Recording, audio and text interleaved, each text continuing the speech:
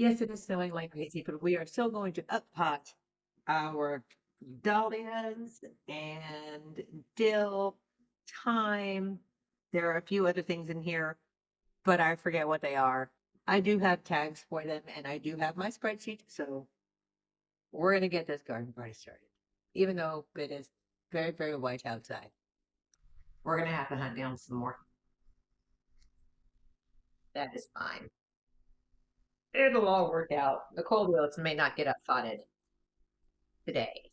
Oh, I don't want to run out of the greenhouse. What are you doing? Our dahlias are the largest, so they are the babies that are going to be transplanted first. And we have 2 rows, and it looks like pretty much all of them came up.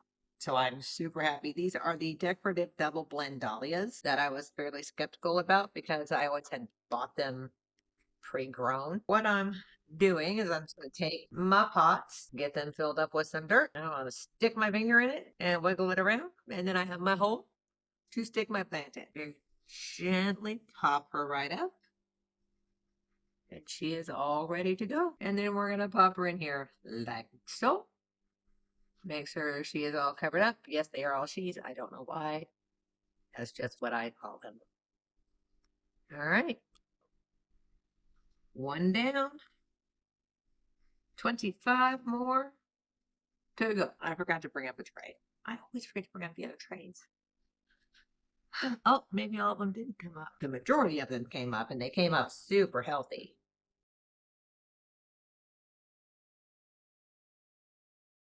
Right next to me where y'all can't see is pretty much every animal in the house just waiting to come and eat these. But had to take our shepherd mix to the vet today and found out that he had gotten hurt at some point, which sent him into like these weird fits with pain. So he is fairly stoned right now because they put him on a pretty heavy painkiller and steroids. So he's pretty much just glassy eyed and like, what's up? Come on, baby. Oh, break on me. Oh, they're so pretty, so much green. So happy for all the green. Oh, shit. It did not work. All right, I'm going to finish up the dahlias real quick, and we will be back for most likely the dill. There was a trip to the greenhouse. I built it in the face by ice. All right, so the next one we're going to do is dill because that is our next tallest plant. And we're basically going to do the same thing. We're going to try not to kill it and put it in a bigger pot. The semi-dirty ones from the greenhouse. They're a little wet as it's snowing and sleeting and doing a whole bunch of weirdness outside. All right, we just fill it up. Stamp our little hole in it. It's crazy outside right now. We're going to come down here. Very gently pull that bad boy out of there. And pop them right here. These got a little stimmy. So we're going to try to get them a bit stronger with the up potting.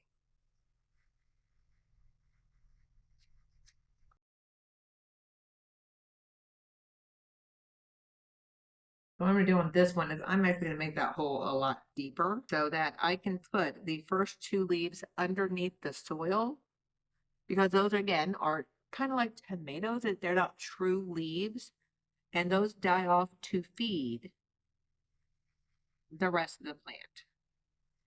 I'm going to take this guy, put him in here, and get those not true leaves as far down as I can. Then pack the soil in around it. And there, that looks a bit more stable than our last one. All right, 1 dill plant is probably enough dill for everybody. But let's face it, I go overboard on pretty much everything. Go over this one more time. We have our dirt, hole. Oh, we got 2 plants here. May the odds be ever in everyone's favor. Now we're taking that down to the true leaves. We're going to add in some more dirt and tamp it down a little bit this time, to where last time we left everything pretty soft. What we're wanting to do this time is make it a little bit more tough for the roots to grow so that by the time we transplant them into the ground, they are not going to freak out. Next, we have our English thyme. I'm trying to go in order of height, if you cannot tell. I did go ahead and fill up the things with dirt, because how many times can you watch somebody fill up a cube of dirt? It's not even a cube of dirt. A cube of dirt would be without the container. But to fill up a little black pot with dirt. And it seems to me that I'm going to go ahead and poke the holes in these. I may have gotten too many seeds in the hole for the English time. So many of them have multiple plants. I don't know if we're going to be able to get them separated. So yet again, the strongest survive, because I don't know if I can kill them all. I have that same issue that a lot of people have where I can't pick which one is going to live and die. They need to decide that amongst themselves. So again, taking my little pot, very gently pulling them out, putting them into the hole that I made with my pink eye. And then I will top that off. And yes, this looks like a lot of time. I'm out of time. We're almost out of time. I have been using it very, very, very sparingly because I like it. And I'm almost out of homegrown because they are very, very tiny leaves. They're very small leaves and I like it. So growing way more than I did last year. We're just going to keep this up until we have everybody repot, and then we're going to stab them with their little planter guide. Another reason I am being choosy about which ones I up pot is space. That's an important factor. And then also, some of them have not fully germinated. I want to give them time to germinate the rest of the way. I'm just doing the ones that are big enough that are ready to be up. That will give other plants the space and the light grow until their little hearts are. Saying that gardening is my hobby seems to be an understatement of the century right now. And once I have all of these guys transported over here, I will top them all off at the same time. I need to like.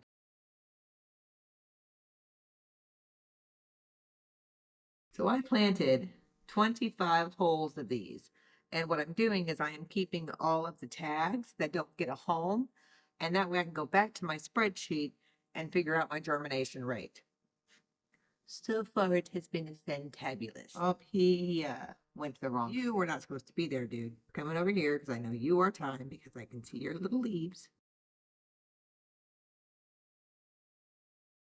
That is not time. That was in row 13, which was, that's oregano. Let me go ahead and get one of those tags out so I can, oops, that. All right. Sorry, I keep looking up, but I have windows all around me and everybody's driving so slow right now because it is so bad. It is diverting my attention. Oh, that one may not make it. Does not look like time. That looks like grass.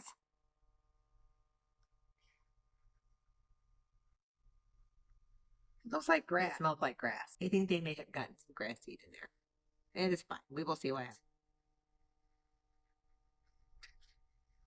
Give it to me to grow grass indoors. Yes. Legal grass, like actual grass that grows in the dog.